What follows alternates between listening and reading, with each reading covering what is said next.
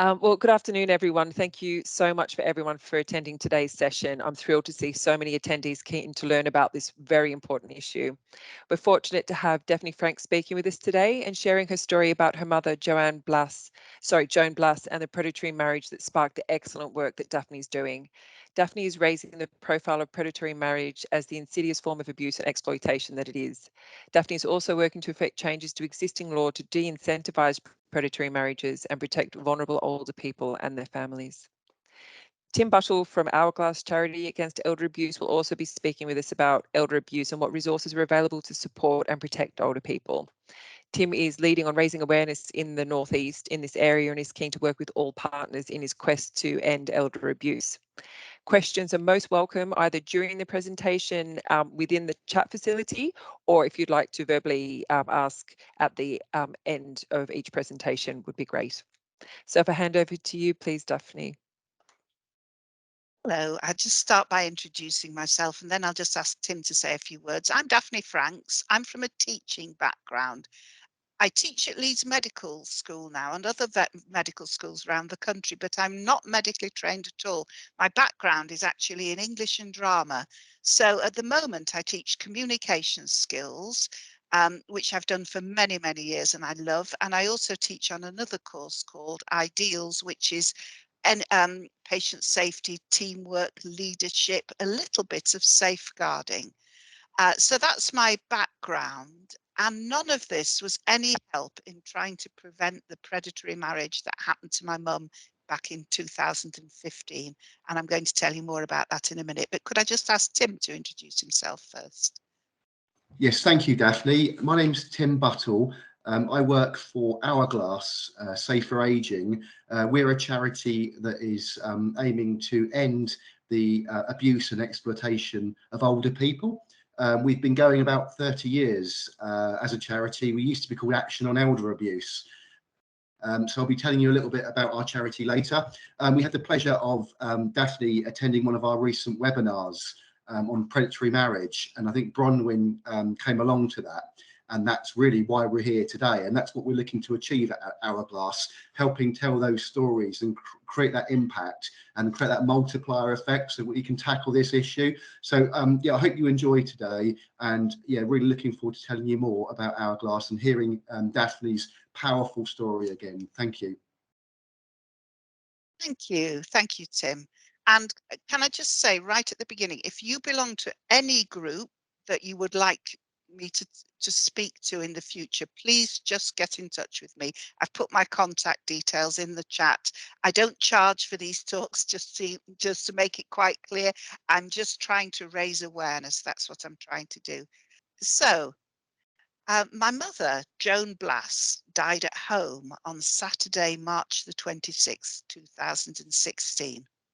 She was nearly 92 with advanced vascular dementia and terminal cancer. The day she died was Easter Saturday.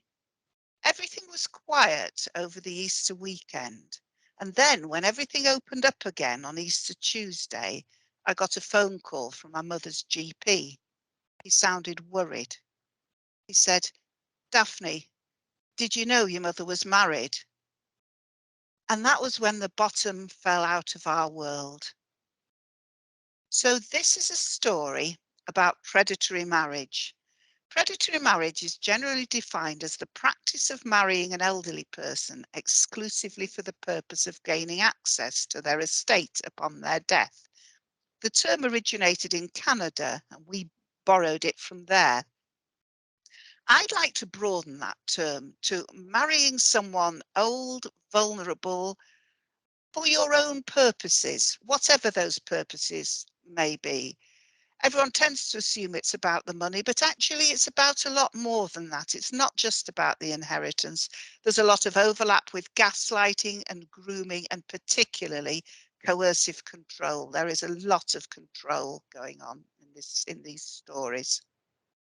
So my mother died on Easter Saturday, 26th of March. On Easter Tuesday, the 29th of March, Ranlin arrived at Joan's GP surgery with a marriage certificate. Ranlin is not his name. His name's nothing like Ranlin, but I will not name him for two reasons. One, he hasn't been prosecuted. The police tried very hard to prosecute him, but they couldn't, and I'll explain why later on. The second reason is, to me, this is not about him, it's about my mother and all the procedures and all the laws that let her down. And I want to say straight out at this point that I am not blaming any individual or any group of individuals for this. What it's highlighted as a gap in laws and in the procedures around marriage. So the man had married her on the 26th of October 2015, so 5 months to the day before she died. The witnesses were his son and a lady from the pub. None of my mother's family or friends was present. None of us knew it was happening. I just want to state very firmly here, we lived next door to my mum, and it wasn't even next door, it was across the lawn. Her house had been built in the garden of the big old family home that my parents bought in 1959. So she was 30 yards away. We saw her all the time and every day. So we could not understand it because she knew she had a huge history of dementia all through her medical notes for the last 5 years. So we set about trying to find out how this marriage could possibly have taken place. So just going back a bit, here are my parents in their early 80s. My father sadly died of diabetes-related complications in 2008. They were living in a big Victorian detached house, slightly run down in a Leeds suburb. And in 1999, my husband and I bought the house from them, and they had a house built in the garden. So that's where they were living. It was very idyllic for a number of years. It meant we were really close to my parents, who we'd always got on well with. And it meant that our son, Ollie, had his grandparents at the bottom of the garden while he was growing up. It was lovely. We were a very close family. We'd belonged to the same drama group for years. We'd always gone on holiday together every year, at least once, usually twice. We were just very close.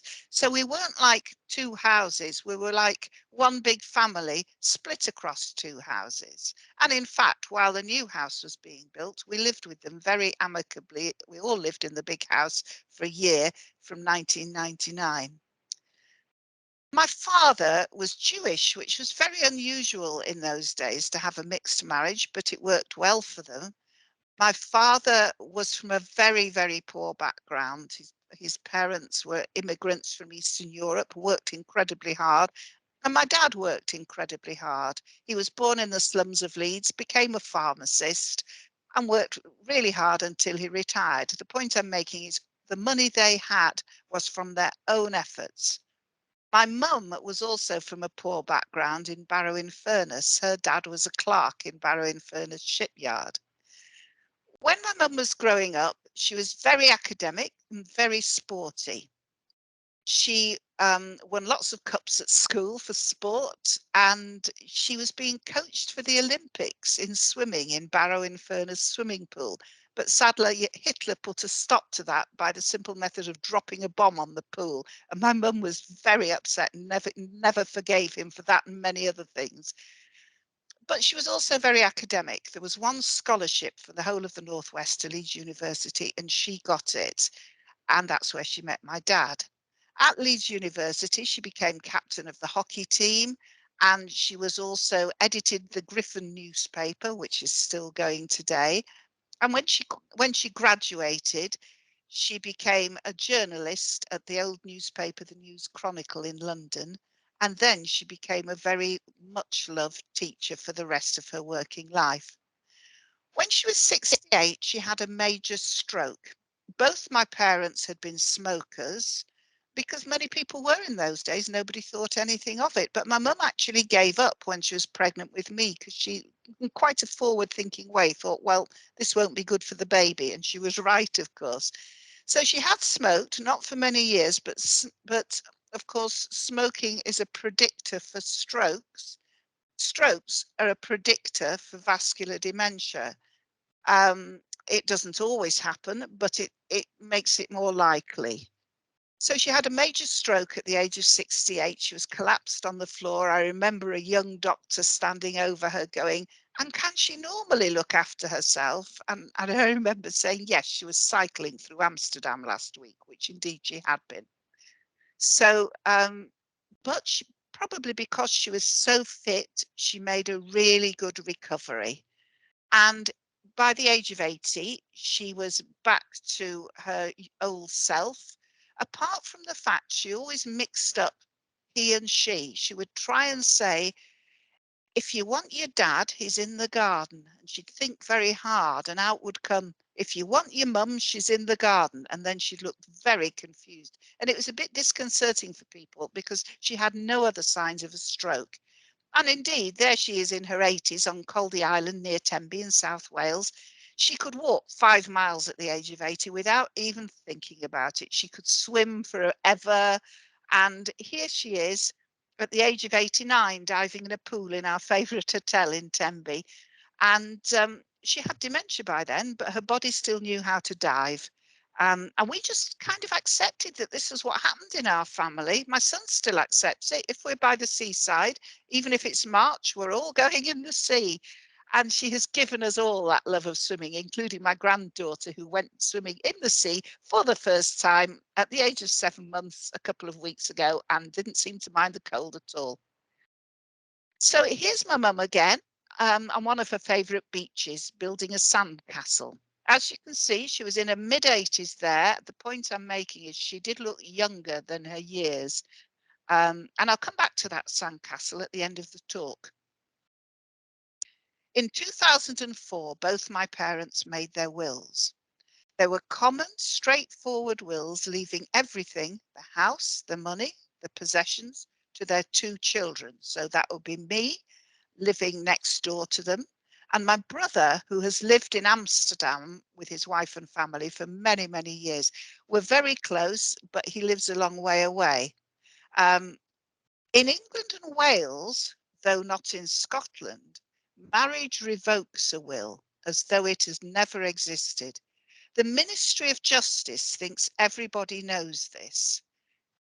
I'm here to say that not everybody does. And in fact, our MP, Fabian Hamilton, who's been campaigning for us, freely admits that when I went to him and said a mum's will had been revoked by the marriage, didn't know marriage revokes a will.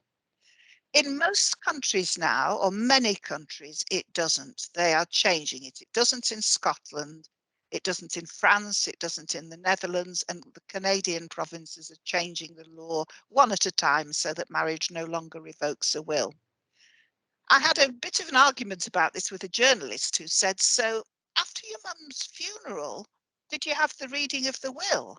And I said, no, because marriage revokes a will. The will is gone as though it never existed.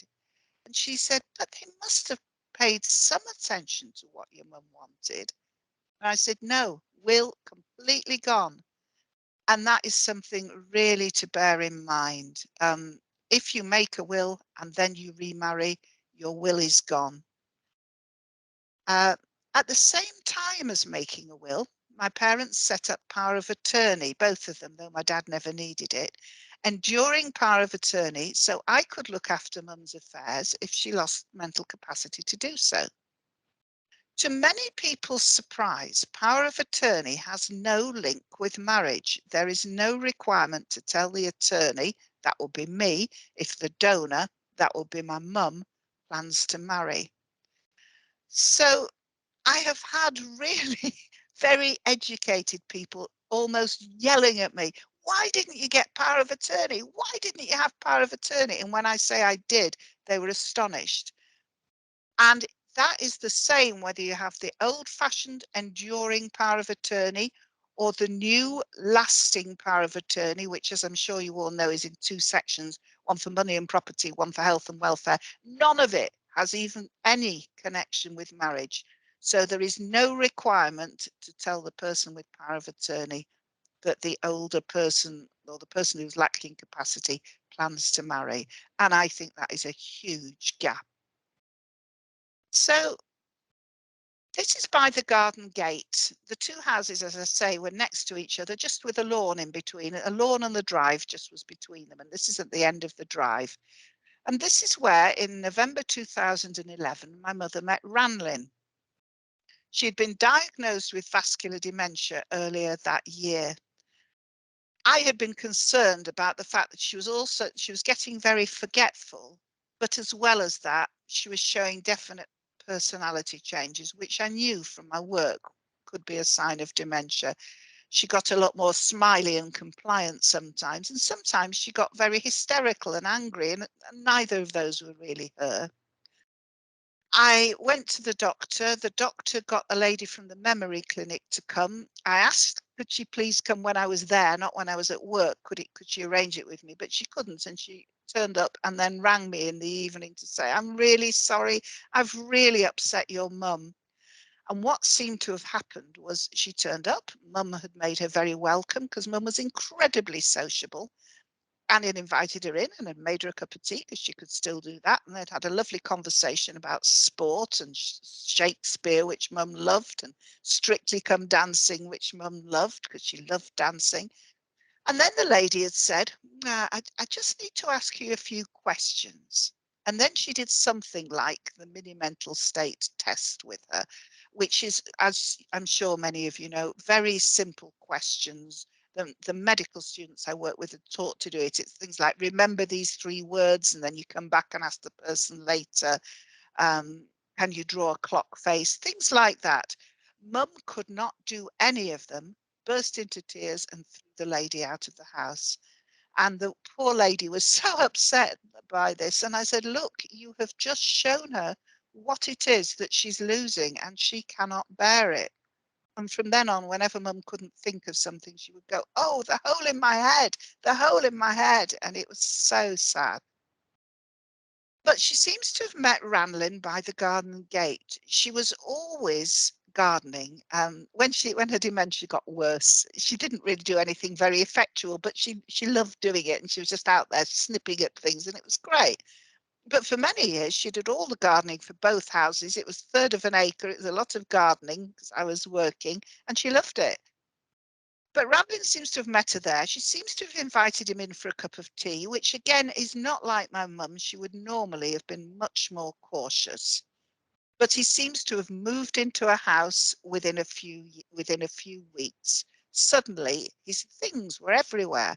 Before we met him, we just noticed that the whole of the downstairs of the house was covered in jackets, and quite valuable things too, like an iPad.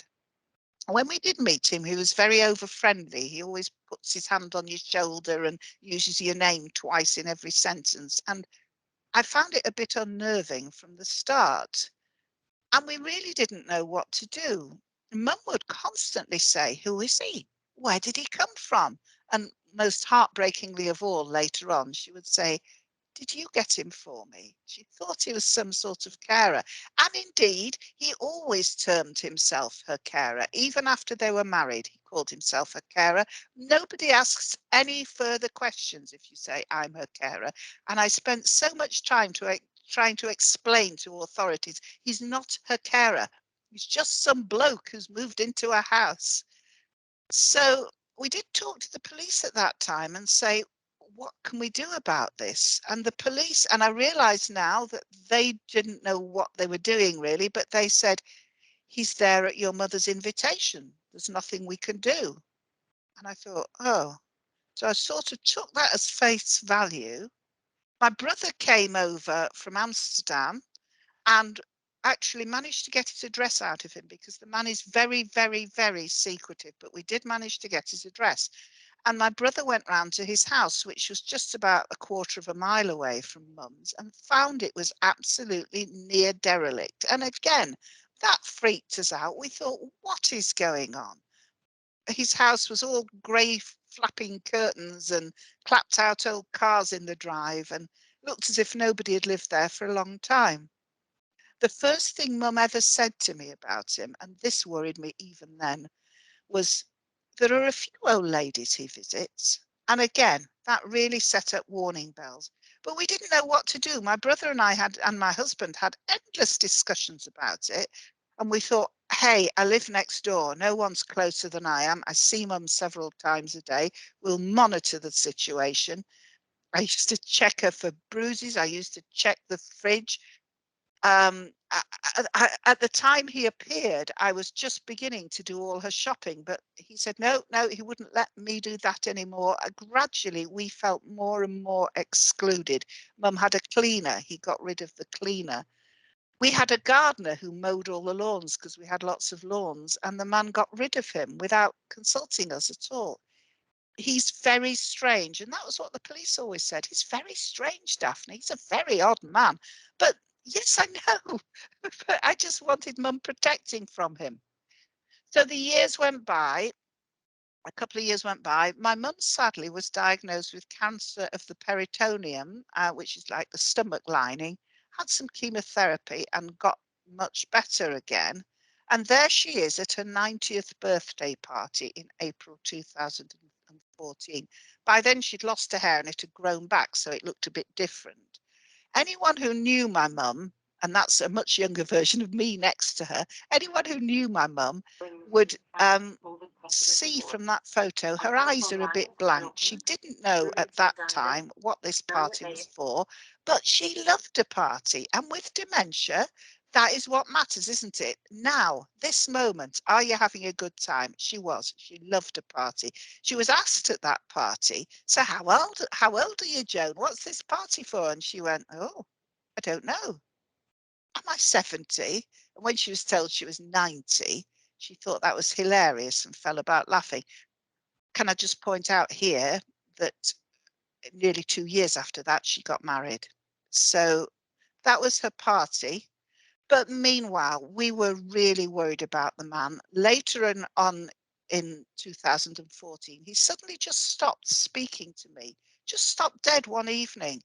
Wouldn't speak to me. I never found out why. I don't know what his pretext was. But when I went over to see mum, and I still did every day, but this time now I was taking my husband as a chaperone because he wouldn't speak to me, he would stare at the ceiling or stare at the floor or stare at the television and wouldn't speak. And mum would be getting quite upset, saying, Lado, because she never knew his name, Lado, we have visitors, because she didn't know my name either by then. We have visitors. And he would just not speak to me, and mum would get quite upset about it. But I kept on going to see her, obviously, all the time with my husband. Lots of people couldn't understand why I found this so intimidating. I found it really, actually very frightening. If someone just will not look at you or speak to you, it's really scary. And one day, when again my brother was over, the man didn't want us to go upstairs and we couldn't work out why. And I can't really explain now how he stopped us, except through sheer force of personality. He's a mixture of very, very charming and very, very scary. And by now, of course, he had my mum hostage, and I was really worried about that too. So one day we took mum out when my brother was over, and when we got back, the man was out, which was very rare. So my brother dashed upstairs and took this photograph of what had been my mother's bedroom. Covered in jackets. He was a hoarder and he bought jackets off the internet at the rate of about three a week. He'd moved my mum into another room. You can still see the vestiges of her photos on the walls and things in the background, but it was now upstairs, was now a tip. So we thought we need some help with this. We don't know how to cope. So we went to my mum's GP and they just didn't know what to do. I said, can you have a practice meeting about it? Because I thought you might come up with some ideas there, but they just came up with, oh, we should call social services. Now, actually, one thing I would like from everyone is some joined up safeguarding. It would have been better if they had called social services. But nevertheless, social services were really helpful, listened to us very carefully on the phone, but they have no right of entry. Again, unlike the police who do. So the social services came round at a time when I wasn't there, I was at work. And I don't think the man let them in. And they rang me in the evening and said, no, there's nothing to worry about, no safeguarding concerns. And I remember at the time just feeling so beaten down. I didn't have much more conversation with them. I just thought, I'm not getting anywhere. Then we went to the police. And the reason that triggered us to go was we went over to see Mum one night, like we did all the time. And as we left, we heard her say to the man, "Did I say what you wanted me to say?" And that really, really broke us. So we went to the police, and unfortunately, I hit on an old-fashioned life on Mars type policeman. The police were very helpful after Mum died, but this particular policeman was not. He wrote it all down. We said, could it be investigated under Clare's law for domestic abuse? And he looked at me as if I was mad. Wrote it all down and then looked up and then said, people will say you just don't like him. I thought, I'm not getting anywhere with this. And we never did. We never heard any more from the police. Finally, we went to the family solicitor and said, look, I mean, could she make a new will, perhaps? And the solicitors who knew Mum, knew her dementia, had seen her with dementia, said, no, there's no way. She'd have to have her capacity assessed to make a new will. And there's no way she'd be able to get through that. So I thought, okay. Then we said, could she marry him? I didn't think she wanted to. I don't think to her it was a romantic relationship, but I just asked it.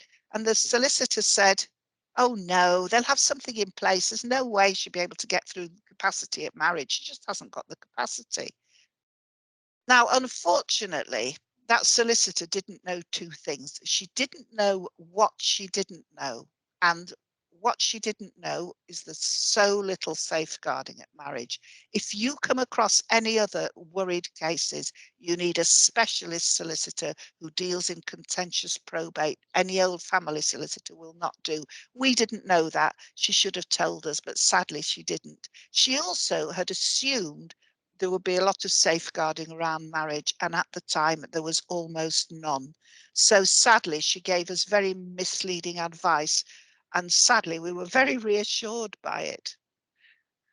But after Mum's death, my son immediately wrote to the register office in Leeds that had married them, because none of us could believe she'd got through the ceremony. And I got a phone call from somebody there who said, oh, well, she was fine on the day, totally compos mentis, in that tone. And I said, she really wasn't, you know. She had a 5-year history of diagnosed vascular dementia all through her records. And she just went, oh, she was fine on the day. And then I said, did it not strike you as odd that a 91-year-old woman was marrying a 67-year-old man, with the witnesses both from his side and none of her friends or family present? She said, oh, we can't judge, meaning it's not our job to judge. Now, actually, it is the registrar's job to judge, but they are not given any robust tools with which to do it, which is why I've never blamed them. I do actually blame that lady for her attitude on that phone call, actually, because she was actually saying, your mum just didn't want you at her wedding. And that was a terrible thing to imply. It was horrible. And she hadn't really thought about it. I think she'd probably just been told, ring that lady up and get rid of her.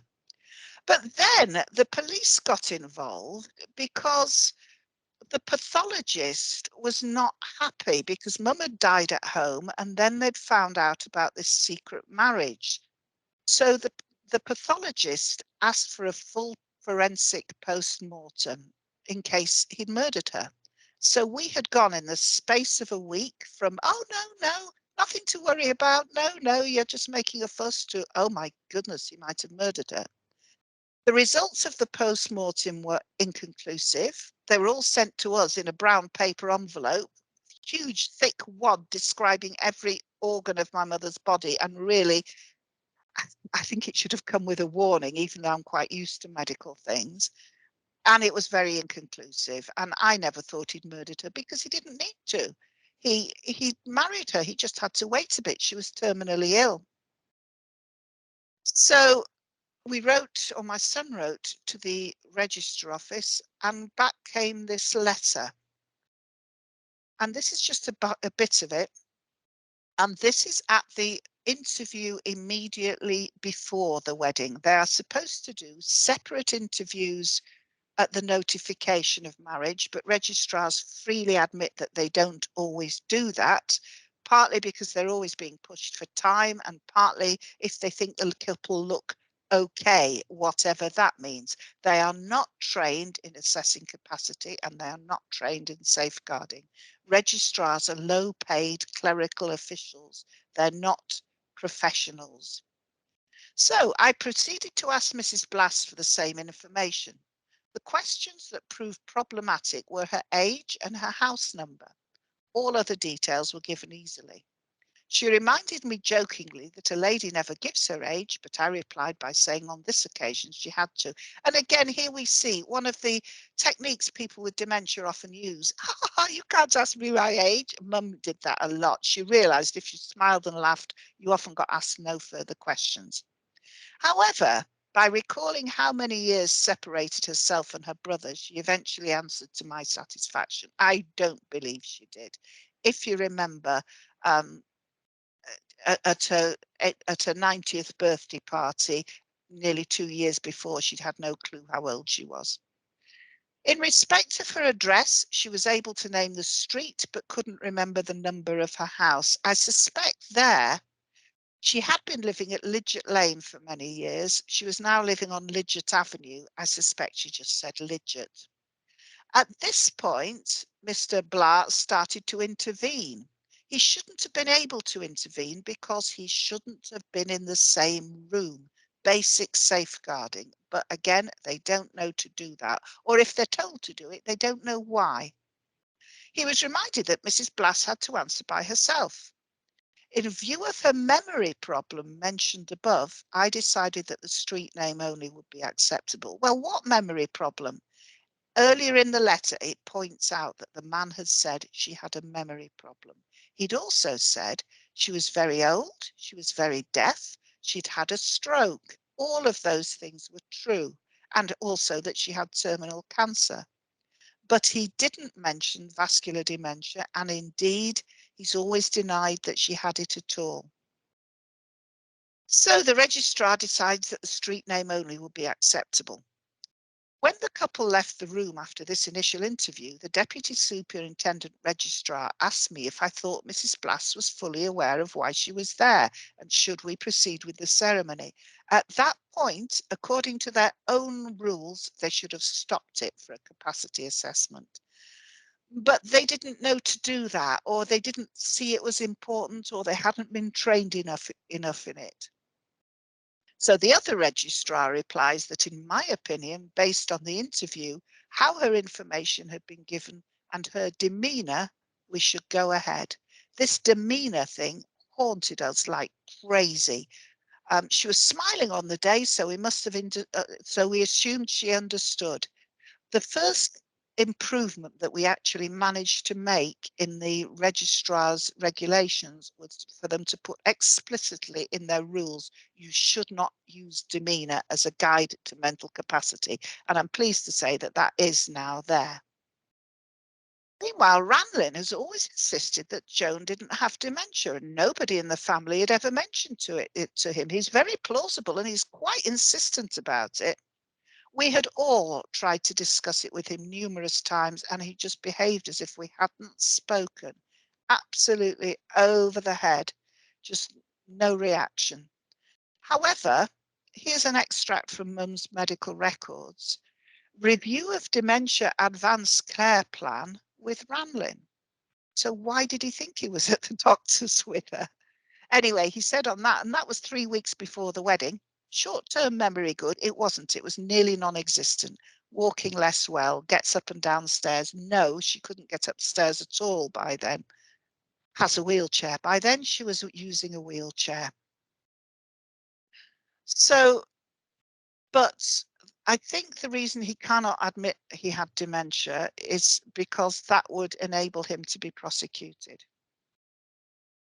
The Mental Capacity Act, the following principles apply for the purposes of this act, which I'm sure you're all familiar with. A person must be assumed to have capacity unless it's established that he lacks capacity.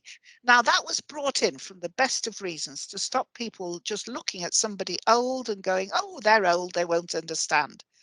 But registrars take it to mean that no matter what somebody does, you must assume they have capacity. And that's not, of course, what it meant. And in fact, bringing in a set series of questions at marriage with the idea that if you get one wrong, the marriage has to be paused is one of our major goals.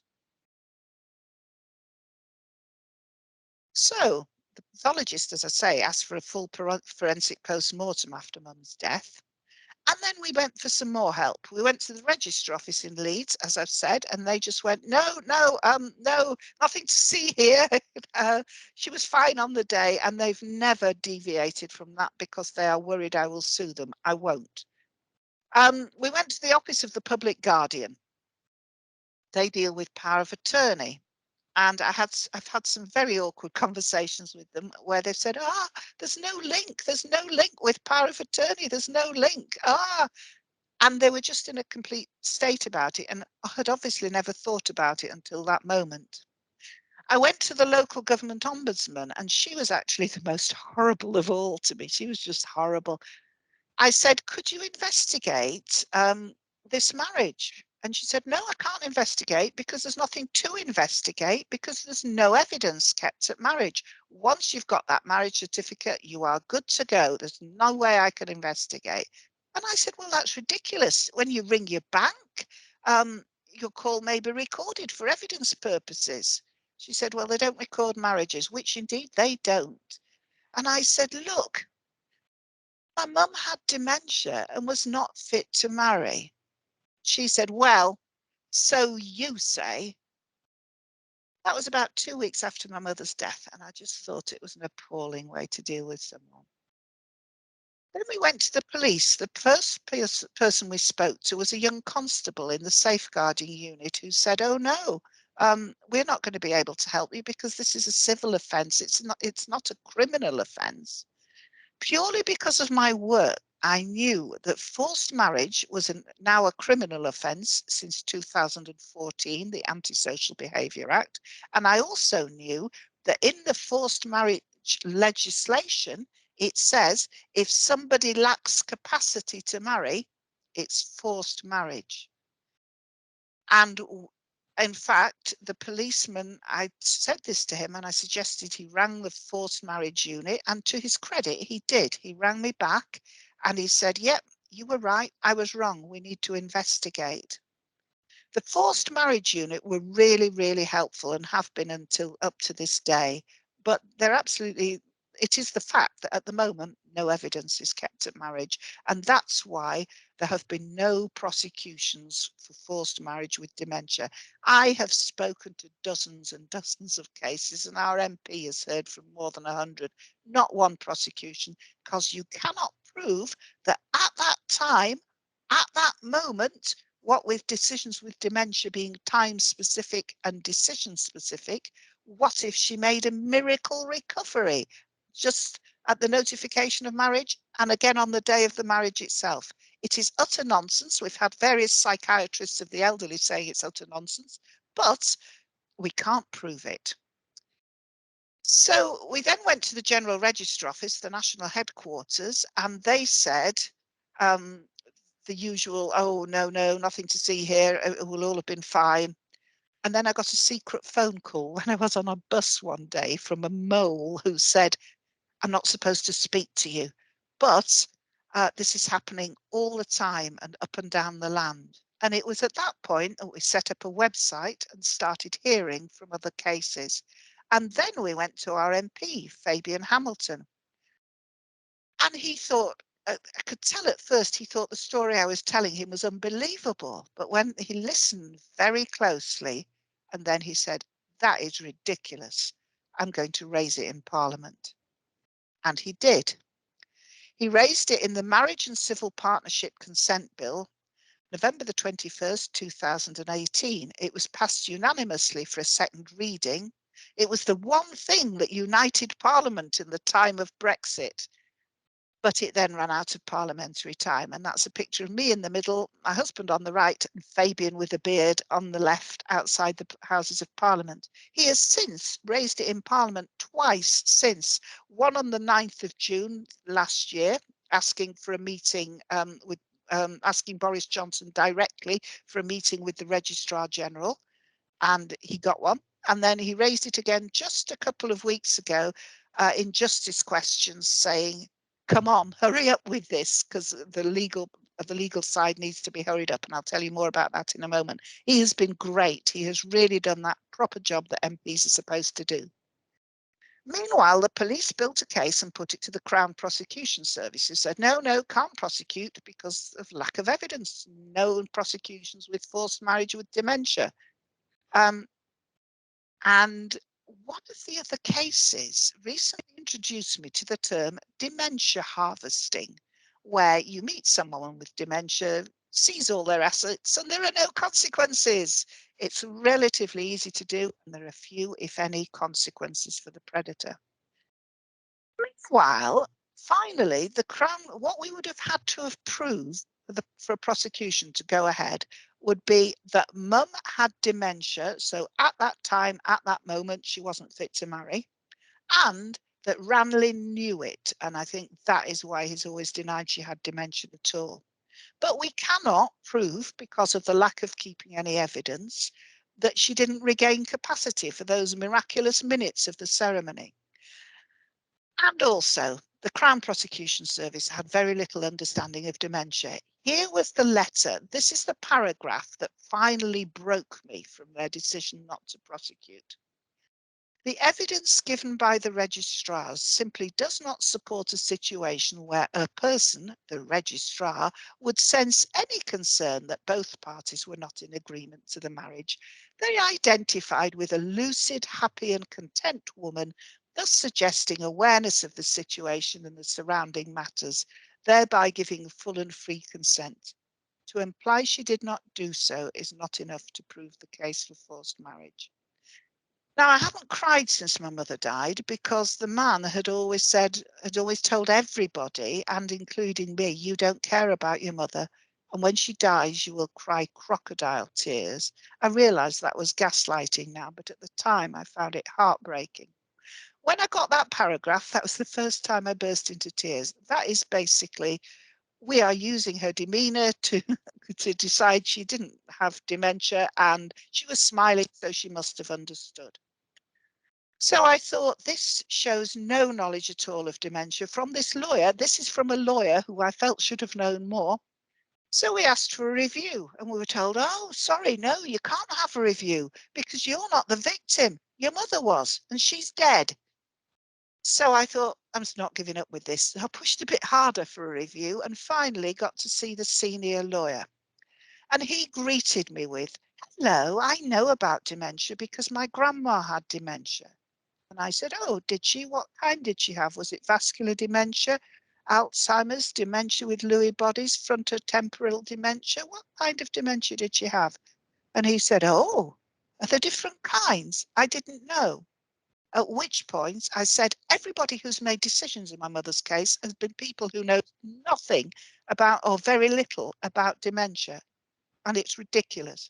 And he did take my point, but he still was adamant they couldn't prosecute because no evidence is kept at marriage. Now, I think had the CPS not lost 30% of its funding, they might have given it a go, because she did have a 5-year history of diagnosed vascular dementia. But no, that was the end of that. So, changes we seek: that marriage should no longer revoke a will. It doesn't do so in Scotland and many other countries, as I've said. Robust procedures for registrars with consequences if these are not followed. Now, I'm very pleased to say that just about 3 weeks ago, we heard from the General Register Office that they are going to be putting most, though not all, of our proposals into practice within the next few months.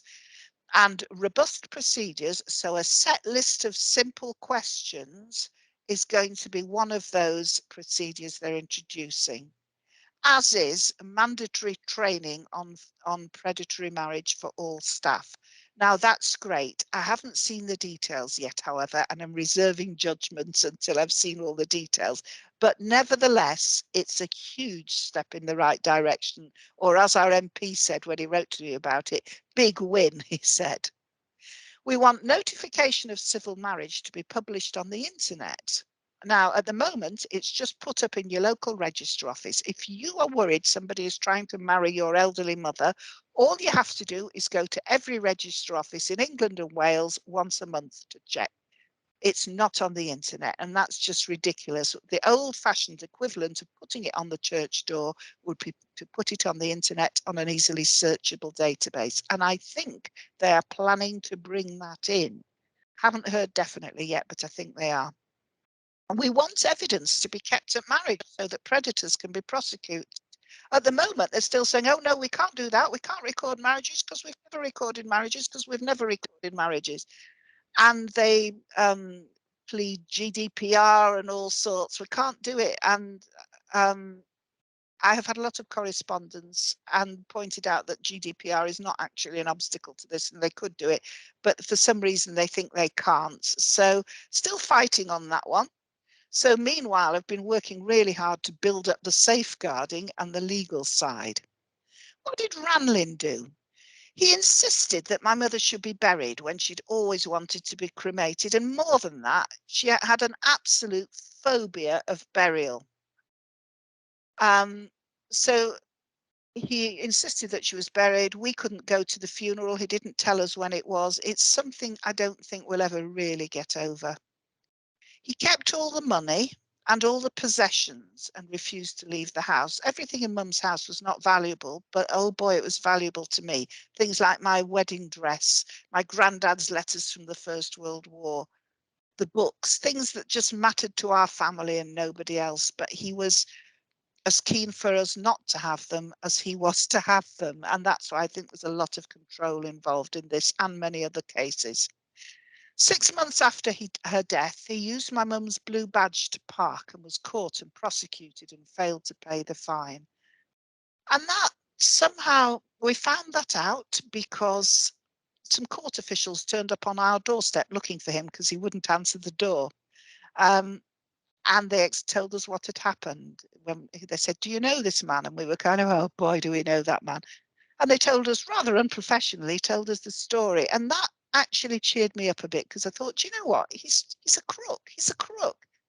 And then I got a phone call after one of the times it's been on television from his nephew on the South Coast, who just tracked me down through my work and rang me to apologise and said, really sorry, he's the black sheep of our family and I'm ashamed of my family name. And I thought that was a lovely thing for them to do.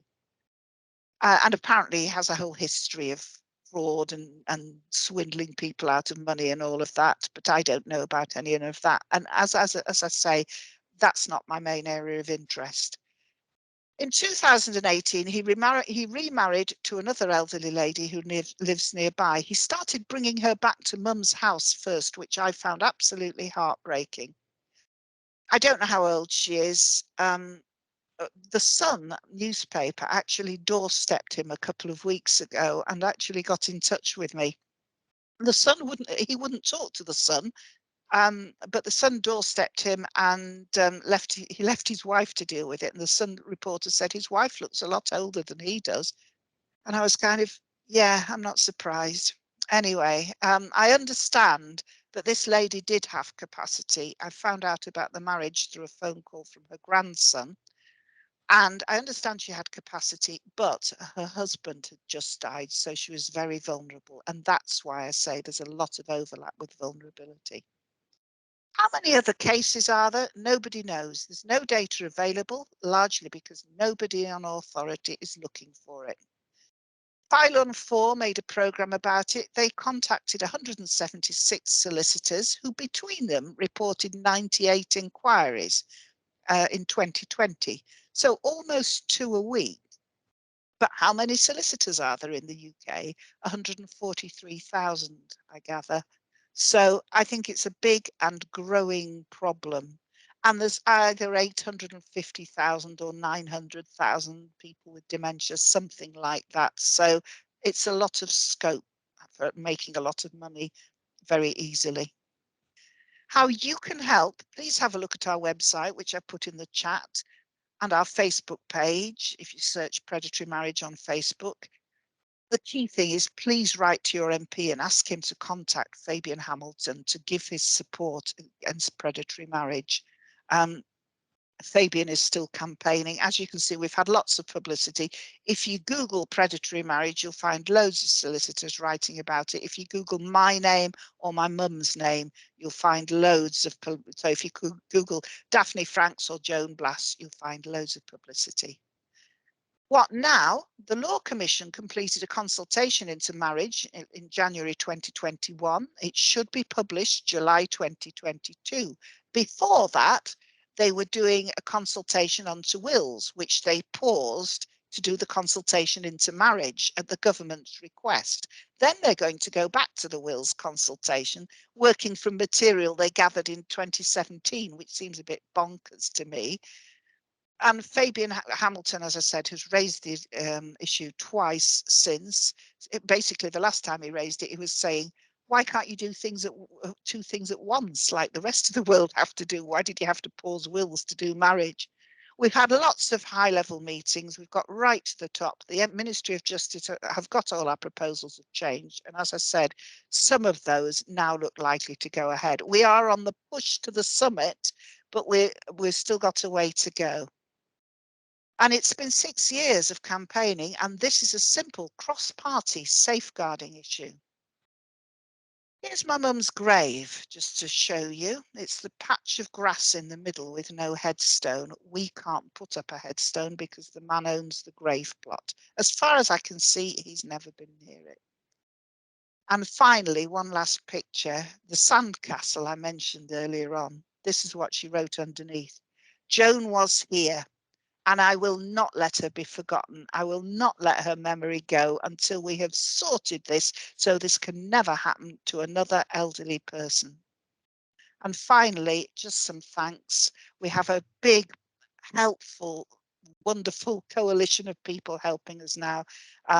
The academics in social work from Nottingham University have been particularly helpful. And of course, Hourglass more recently have been very helpful too. So I just want to thank everybody who's helped us. And I'm now going to unshare my screen, and I'm very happy to take any questions or comments that you may have. Thank you very much indeed for listening. That's great. Thank you so much, Daphne. Grace, I see your hands up? You might still be on mute, Grace.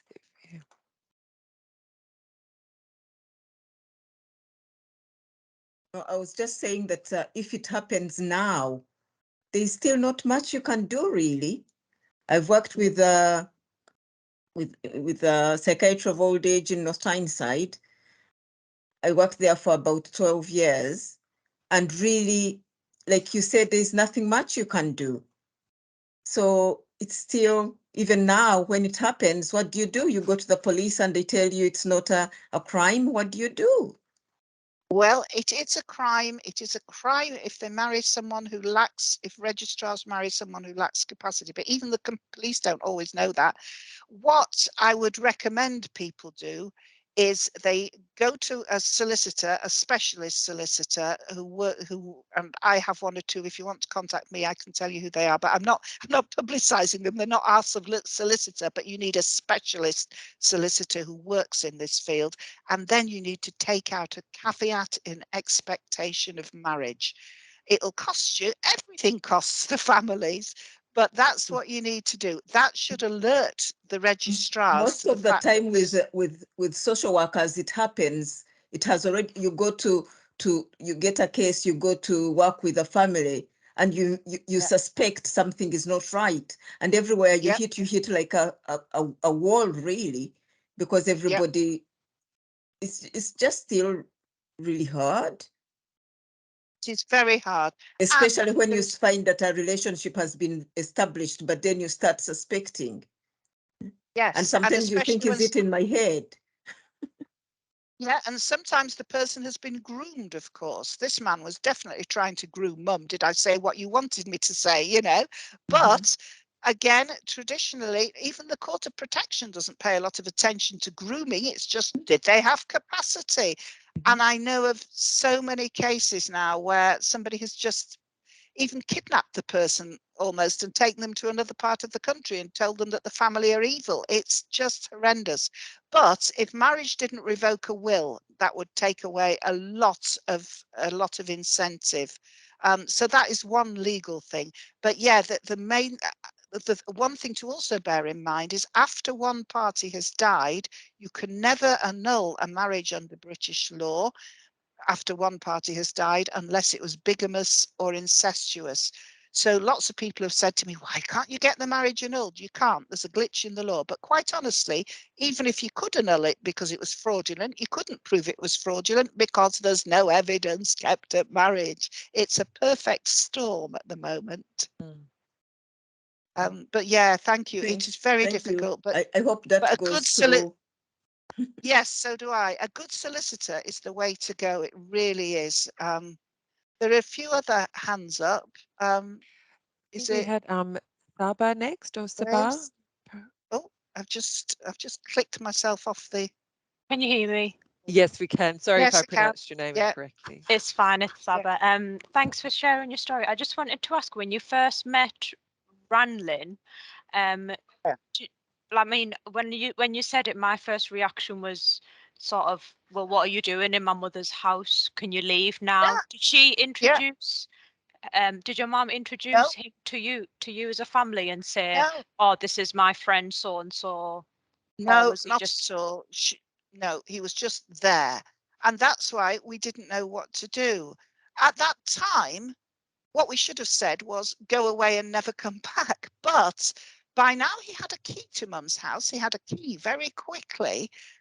If he'd have come back, mum would have let him in. I honestly, the only thing I would recommend to a family in that position is to get your loved one out of there. And that's ridiculous because she was living next door to us. It was particularly difficult because she had dementia and she had been living in the big house where we now lived for years and years and years, but it now looked different. So when she was in our house, she was confused. We didn't know what to do. Which is why we tried to, checked her for bruises, checked the fridge, checked she was all right, all of that kind of thing. And if I'd have known then what I'd have known now, I would have gone to the authorities a lot earlier and a lot harder. But I did say to the police when they came to say they couldn't prosecute. So what you're saying to me is I should have got men with baseball bats very early on. And she said, you can't do that. And I was kind of, no, and I didn't, and I wouldn't, and I never would. But you're saying there was no legal method of getting him gone. And she said, yes, that's the case. And it was because that he's here at your mother's invitation because of a lack of understanding of dementia.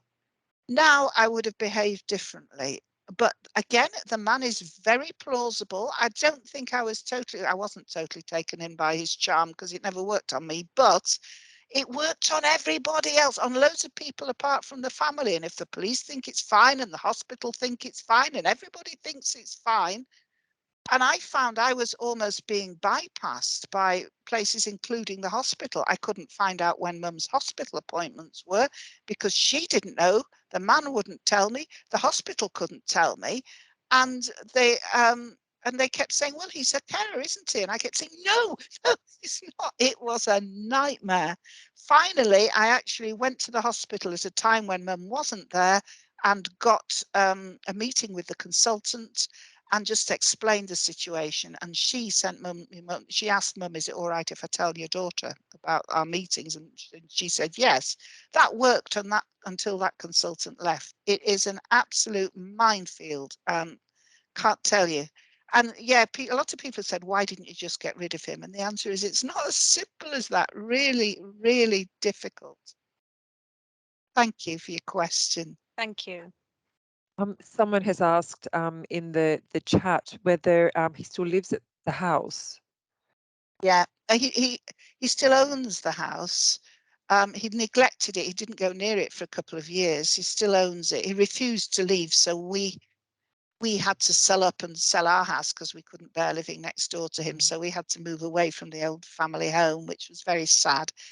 And we now live in North Yorkshire, which is nice, but all my dreams are still in that house. And he still owns it. I don't think he lives there. I think he lives with his new wife. I understand his son was living there for a while, but doesn't seem to be now. So I don't know. Don't really know.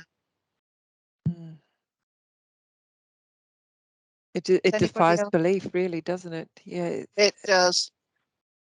Yeah, thank you. Sorry, Daphne. I'm just looking in the chat. We keep doing that. We keep talking at the same time. Yes. Are there any more questions for anybody? Oh, thank you to Lisa, who said she's going to write to her MP. That was really kind of you. Thank you. Councillor Layton. Thank you. Yes, I was just wondering if the Court of Protection, if you've heard any sort of feedback from them about how they handle inquiries and genuine, I mean, concerns that people have. I know just through my own experience how hard it is to speak to them, to get any. It's a very sort of defensive, sort of like there's a big firewall, and we had just family. Luckily, it was nothing as bad as that, but we did have like a very controlling member of our family who ended up taking over my mother's power of attorney. And just to get information, I was somebody who was to be notified about things like hospital appointments, about financial matters, and my brother and I were excluded, and we'd been my mum's carers, but we were treated. I wouldn't say as hostile, but we were treated as being intrusive and that we didn't have any rights, and it was very difficult to, and we couldn't take it personally, but after a while it is a very personal thing. It's a very emotional time when you're dealing with loved ones, and I just wondered what lessons can be learned by big organizations who obviously fulfill their brief to, you know, protect the person in the document that they're looking at, but really don't seem to have any sort of understanding of the human side of things, and could overlook things because they're you know, carrying out a box ticking exercise. It is very worrisome. I'm afraid all the other cases say the same about the Court of Protection. We were never told about the Court of Protection, so we hadn't even tried them. But what I hear constantly from other cases, they just go, "Did he have capacity? Well, that's all right then." And they don't take into account all the other underlying grooming, coercive control things that are going on at the same time. And again, I get the impression, and I've never had any personal dealings with them, a rather old-fashioned defensive organisation, as indeed the General Register Office are. But I have to say, the General Register Office, following our MP pushing like crazy, seem to have really come round, which is great. So all I can say is no, at the moment, I don't think the Court of Protection are much help. And I'd recommend to anyone to try a solicitor who will generally give you an initial free consultation, but it needs to be the right solicitor. Thank you. Thank you. Can I just thank all the people who are leaving thank yous in the chat? I am looking at them all. And can I please ask you, if you would like me to give my talk to another group, do please get in touch. I'm very happy to do that. I know they're circulating a recording, but I'm very happy to do it live if you would like that.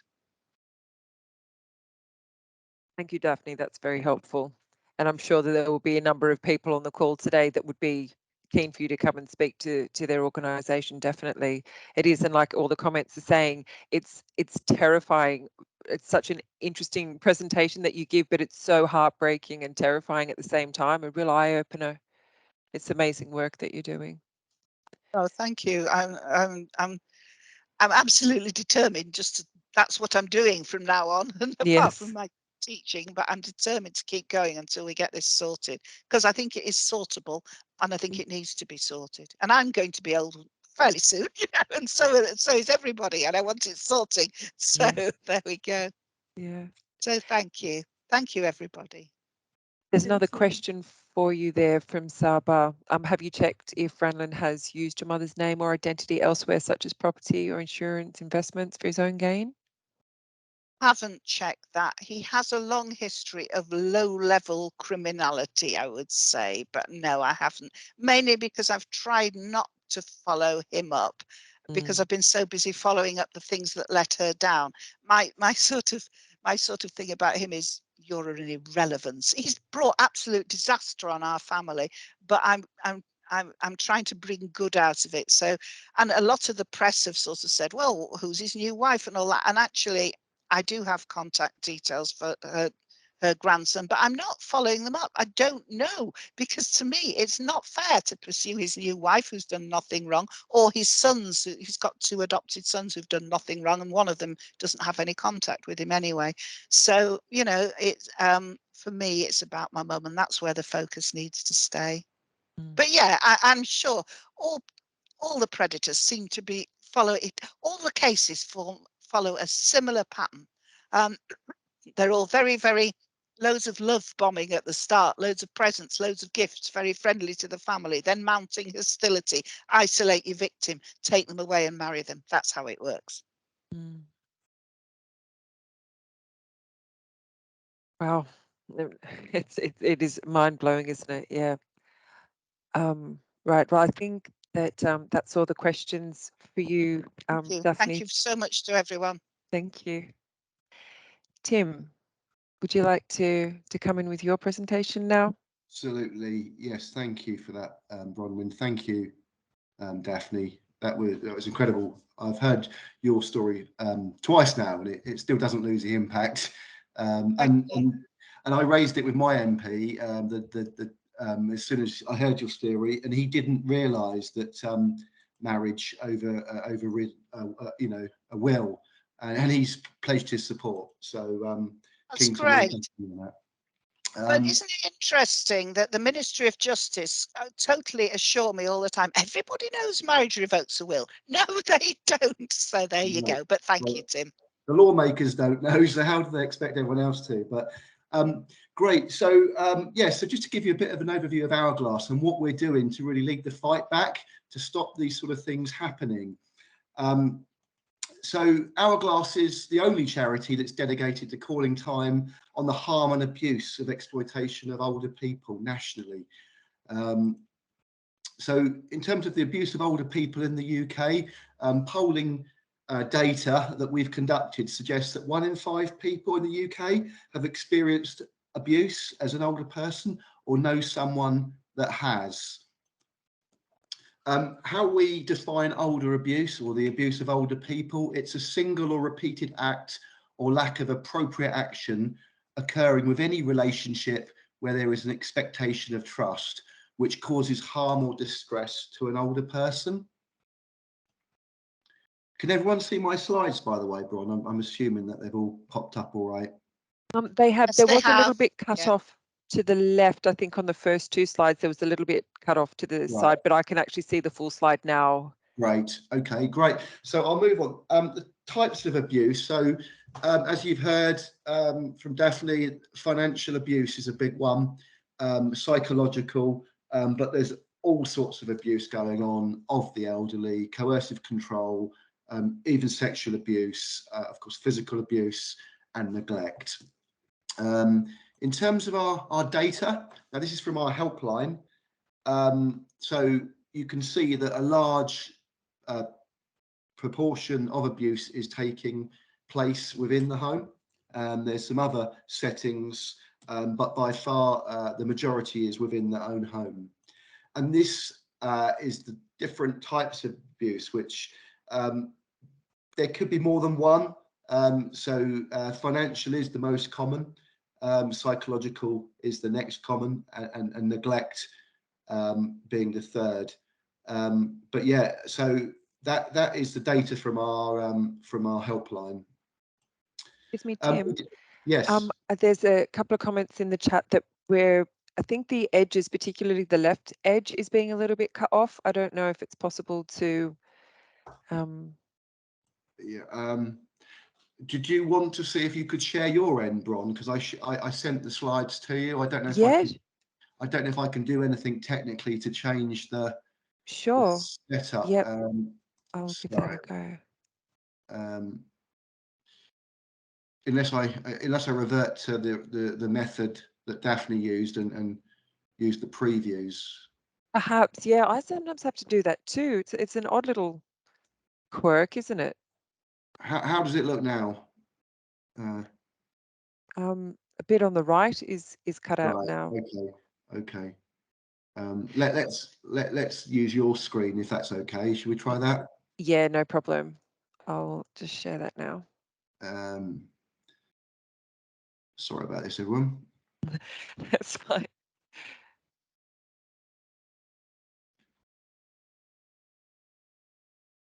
Right. So I'll share my. If you unshare your screen. Yes. Good idea. Okay. There we go. Always have a plan B for these scenarios. I think we learned during lockdown. I even have another speaker ready in case my COVID gets the better of me. Isabel's on the call today, so oh, bless you. Brilliant. That I can certainly see them. Okay, so yeah, I don't know where we got to, and perhaps if you'd like me to reiterate in the previous slides, happy to. I mean, I think the pertinent ones really are the abuse prevalence data. So really our top two are psychological and financial. And also the other thing I would leave you with is the location of the abuse is predominantly in the home.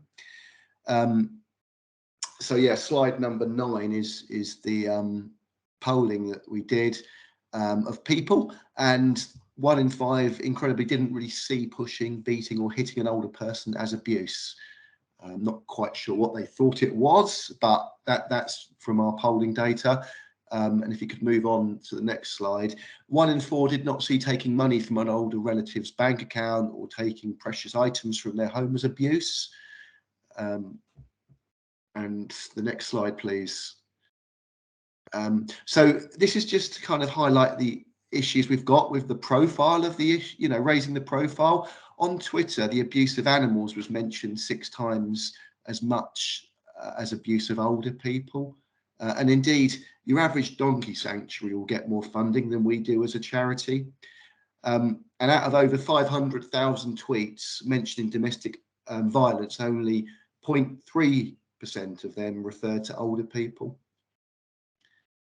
Next slide, please. So it got worse under lockdown, as I'm sure you can realise. People stuck in the home together. We got 31% of our calls relating to domestic abuse, which was doubled during lockdown. But still, half the people in the UK thought that it had increased. So yeah, it was a recognised issue. So just to go on about our work, we've got a couple of different levels of service, really. We've got a national helpline, which I really would encourage you to promote. We talk to concerned relatives, victims themselves, practitioners. We are available 24/7. We've also got a telephone and web chat service, and you can contact us by SMS if you don't want, if the person's unable to speak to us. We've got a website which you can get lots of information and advice on, and you can download brochures and print them off. And we've also got an instant messaging that will pop up as soon as you go onto our website. We've got a knowledge bank as well, so that will drill down into lots of regional areas and show you the services that are available to older people. And it's focused on abuse and prevention of abuse, and it is nation and region specific. And we also have an app, which is the first app that's dedicated to ending elder abuse and promoting safer ageing. On the right hand side, we have got local services in some areas. This is obviously subject to funding. So we've got a community response model where we can provide casework. So we in our helpline, we do a lot of signposting and helping people, but with the community response casework, we can work with people over a longer period and go to into a lot more depth and signpost them to more sort of local organisations. And we can advocate for them. And we're also trying to open up drop-in services and face-to-face support now that we're allowed to. We've got an IDVA service running in Sussex. So that's the Independent Domestic Advice Advocacy. That's a specialist older person's IDVA service. So yeah, we've got that up and running in the south of England. We're in Scotland, we've got our Safer Ageing service. So we're looking at on the prevention side as well as the treatment and recovery. So we're getting into communities, we're working with at-risk individuals and trying to create an environment where people can grow old safely. Our community hubs, we hope to have physical sites that are going to be locations for staff and volunteers to meet, and there's going to be community activity there, and other services can be developed on a hyper-local level depending on the need in the area. But I say the National Helpline has been going for 30 years, and the local community response is available. We've got a hub in Scotland, Northern Ireland, and down in the south, and I would really like to open something up in the northeast, because we've had a fantastic reception every time we've done anything in the northeast, and Darlington have been fantastically supportive, and Durham County Council have been as well, and the people and practitioners have turned out in their droves. We did a presentation on the 16 days of action, and that was tremendously well attended. So I have got a massive soft spot for the northeast, and I'd love to do something more localized there. So if you could move on a slide. In terms of the political space, obviously Daphne's talked about pushing the decision makers, the legislators, to change laws or support older people. We're pushing for an older person's commissioner. There's one in Wales, but there's not one in Scotland or England. There's no minister who has the brief to look after older people. So it's things like that that we're advocating for. We're having we hold community events, pop-up clinics. We do talks like today. We have webinars. One of the ones I mentioned earlier was, predatory marriage, and Daphne came along. So we're trying to facilitate that discussion and promote awareness. And we're working in partnership nationally with other organisations to campaign for legislative change and stronger legal protections for older people. And we're looking to strengthen partnerships locally. Yeah, that's fine. Thank you. In terms of the helpline, basically we're able to offer general advice, point people in the right direction. The office of the public guardian, for example, that Daphne mentioned, people generally don't know they exist, but if you're worried about a power of attorney issue, they can be very, very helpful. And we would signpost people to other organisations that would be supportive. We can help them with safeguarding referrals. We get about 8,000 to 10,000 calls a year. It is entirely confidential and free to call, and the number won't appear on any bill. So there's no chance of the perpetrator sort of seeing that the victim has called us. Next slide, please. We do casework, and we have our knowledge bank. So we are able within our community hubs to go into a lot more detail. We can work to people 6 months, a year, whatever it takes really. And we build a recovery program and help them move on with their lives. And we have, like I say, the UK's only knowledge bank, which is focused on elder abuse. Safer Ageing Support Service. So we're looking at working in communities to head off abuse before it happens. And we are providing help and support to communities, communities of older people, things like home safety checks, befriending, food delivery, transport, nuisance call blockers. We've also done some stuff in terms of cyber crime.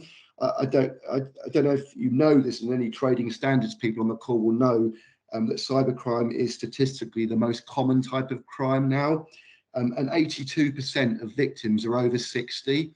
So they are aggressively targeting older people, and things like romance fraud as well. The average cost to the victim is about 10K, and it's vastly underreported. So I think we're only really dealing with the tip of the iceberg. And I don't know if you've heard of like Nottingham knockers. I hadn't heard of that until I started working for the charity, but it's people that will come round and sell you tea towels and pegs and things. But what they're trying to do is work out where vulnerable people live, and then they will follow up with something a bit more targeted, like, can I clean your gutters for £1,000 or whatever. So it's stuff like that that we really need to work on with people on a more localized level. So yeah, there's next. So in terms of partnerships, we'd really like to work with you in the North East. joint campaigns locally, like we're doing with Daphne. We'd really like it if you could refer into us. We're happy to work in conjunction with social services. I know some people that get referred to you don't meet the threshold, and we can potentially help with those cases. If you also from an organisation that we could refer people onto, so for example, people that call our helpline from the northeast and they need befriending, if you're a befriending organisation, we can put you on our list of people to refer to. And also volunteering, we would really welcome volunteers or voluntary organisations to link up with, so we can increase our volunteer base. And next slide, please. I feel like Christopher Whitty, and I'm rapidly losing my voice, but we're luckily near the end. And the how to get in touch. So I'll send this round, but this is the different ways you can get in touch with us. So you've got our phone number there, 0808 808 8141, and our text messaging service, and our website that you can get us on, Knowledge Bank. And the last slide is my contact details, and there's contact details there of one of our community response advisors. So yeah, that was it from me. Thank you so much for listening, and I'll happy to take any questions. I've also got one of our practitioners, Isabel, on the phone on the call that will help out with any other type of questions you've got. Thank you. I can see a hand. Is it Councillor Layton?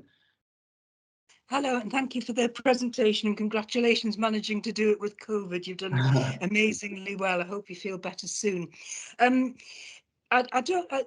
All the sort of things that we can bring into place on a sort of local level are really useful. I just wondered whether, in the same way that we have a register of sex offenders, I feel, and have done for years, that elder abuse, like you rightly point out, it's about sort of identifying people. It goes from every level, like people saying they need a roof replacing, right the way through to physical violence.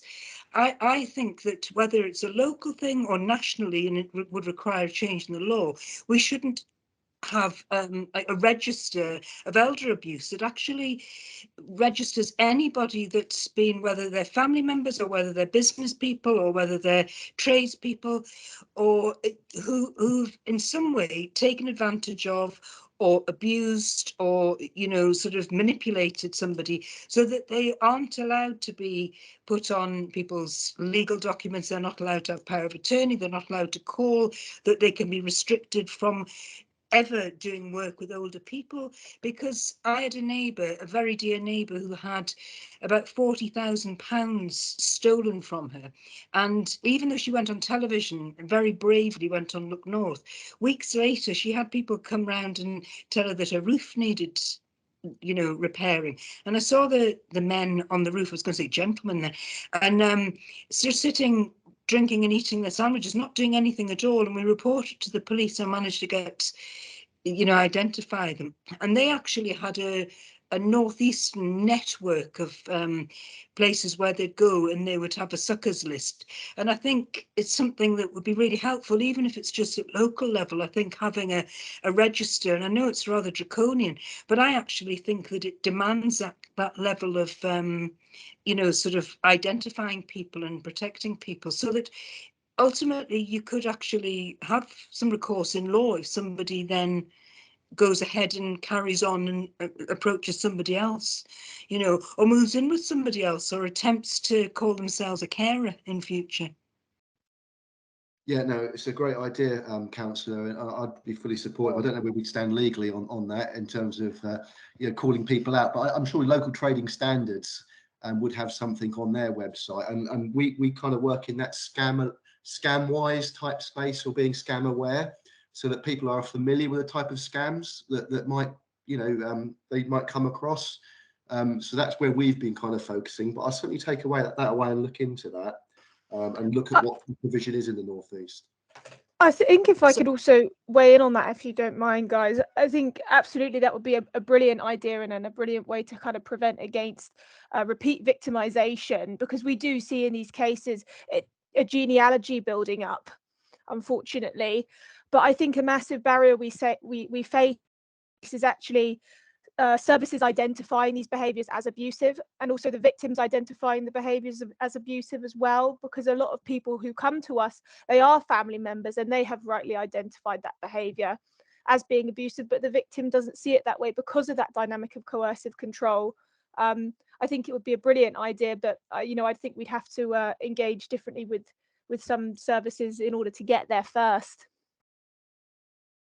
I agree, Isabel. And one thing I'd just like to make the point here, the predators, all the cases say this, are very charming and very plausible, and the authorities tend to believe them first. The families can come over as quite hysterical and a bit strange, because the family, I remember saying to the policeman, and we went on holiday and he painted our front door blue and he painted our gates with stripes, and the policeman looked at me. Everything I said made it worse for me. So I think remembering how plausible the predators are is a really good thing. And I love the idea of some sort of register. Yes, I know it sounds draconian, but there is so much of this going on. And thank you, Tim. That was really interesting. And can I just say it this while I'm speaking? Hourglass, or Action on Elder Abuse as it was then, they were the first people to actually listen and take this seriously. I tried all the charities and got sort of, oh, don't know from a lot of them.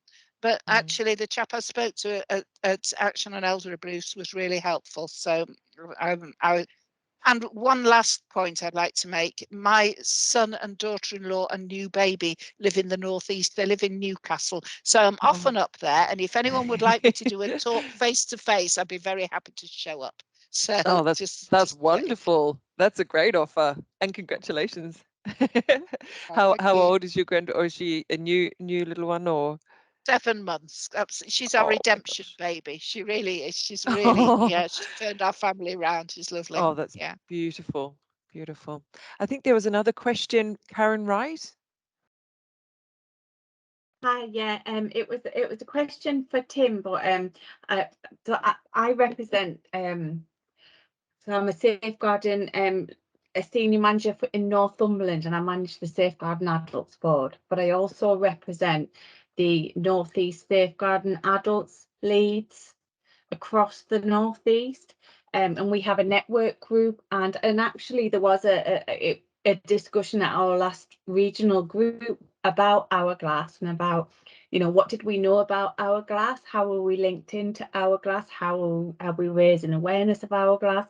So I guess my question really was to Tim, really, to say, you know, would it be possible to have a conversation so that we can raise awareness of Hourglass and we can have a better understanding of kind of what support you can offer, because we would like to we can raise awareness via our Safeguarding Adults boards and partnerships, and that would be across all our partner agencies. So I don't know how much you've linked in with Safeguarding Adults boards in the Northeast, but I guess it's kind of an offer to you to, you know, if you would like to, if you want to contact me, I'll put my details in the chat. I'll be very happy to kind of promote that. Perhaps you could come along to a regional meeting and talk about your service. And Daphne, that is a wonderful offer, and we would love to take you up on that as well and have you speak somewhere. So I will bear that in mind. Thank you very much. Please bear it in mind. Just anybody, just get in touch with me. I'm very happy to do talks online, but I'm also very happy to travel to the Northeast because I'm often up there in Newcastle and I love it. So yeah. Wonderful. And I'd love to take you up on your offer, Karen, and meet and go along to the Safeguarding Adults Board. Any warm intros you can give me to people, you know, to tell them about our service and how we can help people, that would be great. So yeah, I'll definitely be in touch. Thank you. That's great. Thank you, Karen. Are there any other questions from anybody else for Tim or for Daphne? No. Okay, well, just in summary then, thank you so much, Daphne and Tim, for your time today. It's been an incredibly interesting session. it really has been amazing. I'm sure everyone will agree how heartbreaking it is as well. Special thank you to Daphne for sharing your experience with us. I'm sure we'd all agree it takes strength and determination to do what you're doing in your mother's name for your family and for all families with vulnerable older loved ones. So as we've discussed, if anyone would like to contact Tim or Daphne, I will send the details out when I send the recording of this. And the presentation slides of Tim's as well, and Daphne, if you're happy for me to circulate yours as well. And just to just to thank everyone again for your attendance. Yeah, the more we're aware of this, the better. Yeah, thank you for putting it together, Bron. You've been very, You're very welcome. supportive. Thank you. Really Yeah, appreciate the platform. Oh, of Thank course. you so much. It's been my absolute pleasure. Yeah, really has. Thank you very much. Right, lovely. Well, thank you, everyone. Thanks. Thank you. Bye. Thank you very much. Bye-bye. Bye, everyone. Bye-bye. Thanks for Bye-bye. listening. Thank Bye. you. Bye. Bye. Bye. Bye.